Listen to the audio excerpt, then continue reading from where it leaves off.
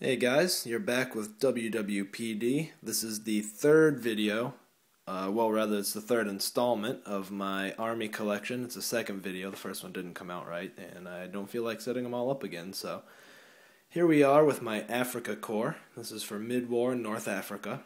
I'll take a little more time this time going through the units and just kind of letting you have a look. Again, this is on my iPhone, so I apologize if it's kind of crummy quality. So we'll start over here with some recon units. These are Panzer IIs. It's Panzer IIF.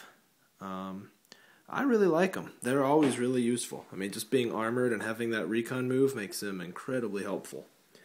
This is the Scout Patrol with their motorcycles. They're so-so. They have their uses. Here I have a 1943 Panzer Company. It's comprised of Panzer IIILs, Panzer IIINs, and Panzer IV F2s. See if I can focus in there a little better. Sorry about that blurriness.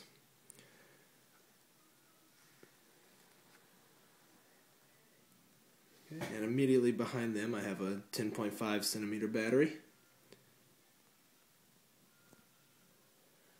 Moving on over towards the center here, I have my Schutzen Company, later known as the Panzer Grenadiers. Intermixed with them I have some armored cars there. Got 3 full units of Schutzen, and they are backed up by a heavy company with HMGs, or rather heavy platoon, sorry. Backed up with HMGs and mortars. You should be seeing a lot of captured vehicles. Here, if you notice, for the Mortar Observer, I have a captured American Jeep. I think that's kind of fun.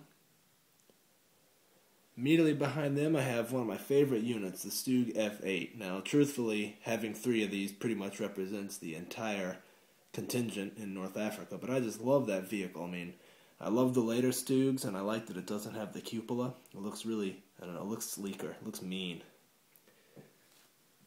Okay, moving on. Here's my 1942 Panzer Company. This is essentially comprised of Panzer IIIJs, also the G and the H. And in mid-war, you know, they're rate of fire 3, anti-tank 7, but I've found them to be incredibly useful, especially backed up with all these Panzer IVs. That's the Panzer IV F1. It's an army I've come to really like.